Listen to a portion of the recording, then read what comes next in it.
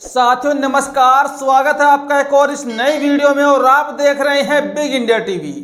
देश में 2024 का लोकसभा चुनाव बेहद करीब है और देश में बनने वाला है साथियों नया प्रधानमंत्री। साथियों आज बात करने वाले हैं आकाश आनंद और चंद्रशेखर रावण को लेकर। आप जानते हैं नगीना की लोकसभा सीट 2024 के लोकसभा चुनाव में सबसे हॉट सीट मानी जा रही है। इसका कारण साथियों है कि इस सीट पर पिछले एक साल से लगातार चंद्रशेखर रावण प्रचार कर रहे हैं और लोकसभा सीट में इस बार जीतने का दावा कर रहे हैं कि नगीना की लोकसभा सीट से इस बार सांसद बनकर रहेंगे। लेकिन साथियों आज नगीना की लोकसभा सीट पर बसपा सुप्रीमो बहन कुमारी मायावती जी की तरफ से उनके भतीजे आकाश आनंद, जिनको बसपा सुप्रीमो ने अपनी पार्टी का उत्तराधिकारी बना रखा है, यानी कि बहन जी के बाद अब बसपा को आकाश आनंद ही संभालने वाले हैं। और साथियों आज 6 अप्रैल से आकाश आनंद इस उत्तर प्रदेश में अपनी जनसभाओं का आगाज करने वाले हैं। यानी कि आज साथियों नगीना की जनता को आकाश आनंद संबोधित कर रहे हैं। साथियों आकाश आनंद ने ये सीट ही क्यों चुनी? साथियों लगातार आपने देखा नगीना की लोकसभा सीट को लेकर कुछ भ्रम लगातार फैलाया जा रहा था। भ्रम कैसा?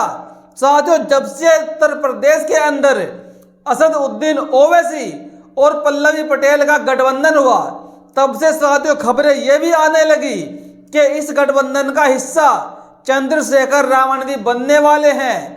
और हिस्सा अब तक वो बने तो नहीं, लेकिन नगीना के मुस्लिमों में एक भ्रम फैलाया गया कि ओवैसी जी ने चंद्रशेखर रावण का समर्थन कर दिया नगीना को लेकर। हालांकि साथियों अभी तक ऐसी कोई भी आधिकारिक पोस्ट, कोई भी ऐसा बयान एमआईएम की तरफ से नहीं आ पाया है।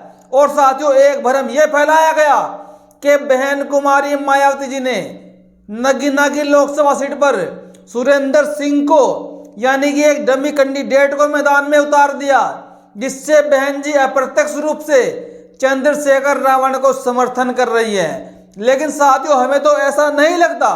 अगर बहन कुमारी मायावती जी रावण जी को समर्थन करती तो या तो यहाँ पर वो प्रत्याशी ही नहीं उतारती, और अगर ये भी मान ले जाए कि डमी कैंडिडेट है तो फिर आकाश आनंद प्रचार करने क्यों आते और सबसे पहले ही नगीना को क्यों चुना? साथियों मैं आपको नगीना की लोकसभा सीट की विशेषता बताऊं।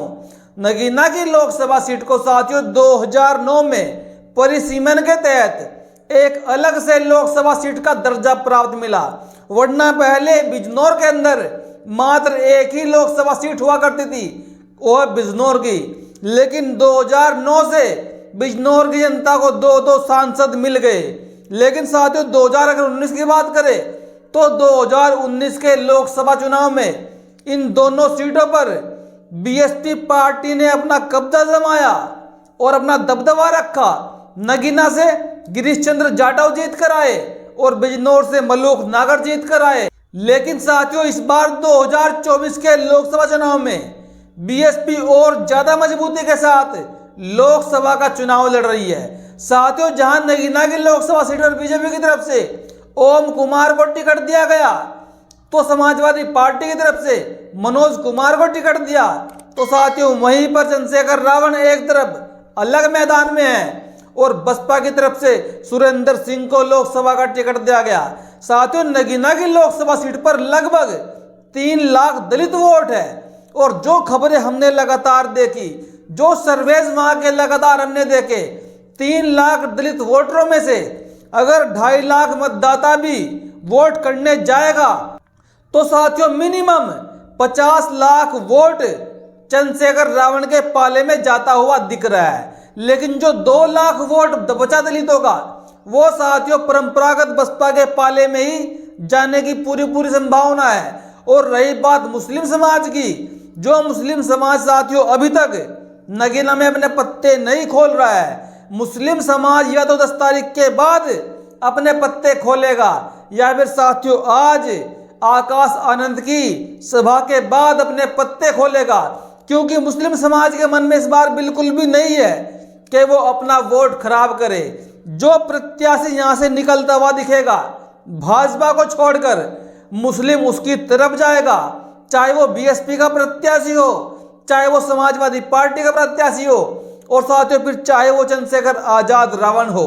साथियों बीएसपी के पास प्लस पॉइंट एक ये है, और ये बात मुस्लिमों के मन में भी है, कि बीएसपी के पास उनका परंपरागत वोट पहले से ही फिक्स है, वो जुड़ा हुआ है। यानी कि बसपा का जो वहां से काउंटिंग शुरू होती है नगीना की लोकसभा सीट से, साथियों लगभग 3 लाख वोटों के बाद काउंटिंग शुरू होती है। तो साथियों ऐसे में मुस्लिम समाज बसपा के पाले में जा सकता है। साथियों जब से नगीना लोकसभा सीट अलग बनी तब से लेकर अगर आज तक का रिकॉर्ड देखा जाए तो 2009 के लोकसभा चुनाव में सबसे पहली बार नगीना पर लोकसभा का चुनाव हुआ। 2009 में समाजवादी पार्टी ने यहां पर जीत दर्ज की साथियों, और उसके बाद 2014 का लोकसभा चुनाव आया, और 2014 के लोकसभा चुनाव में जब मोदी लहर थी तो मोदी लहर में सबके सब बह गए, और यहां पर साथियों भाजपा के प्रत्याशी ने जीत हासिल की। लेकिन साथियों उसके बाद फिर 2019 का लोकसभा चुनाव आया, तो 2019 के लोकसभा चुनाव में बीएसपी ने इस सीट पर साथियों जीत हासिल की।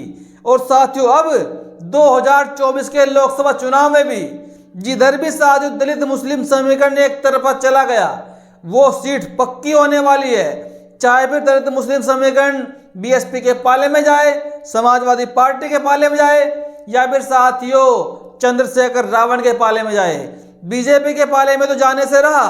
और अगर इस सीट पर साथियों खुदा ना खास्ता दलित और मुस्लिम बट के अलग अलग हो गया तो फिर साथियों इस सीट से भाजपा भी जीत सकती है, क्योंकि 4 प्रत्याशी मैदान में हैं और जो साथियों पूरी दमदारी के साथ चुनाव लड़ रहे हैं। साथियों आपको क्या लगता है कि नगीना की लोकसभा सीट पर इस बार किसकी जीत दर्ज होने वाली है?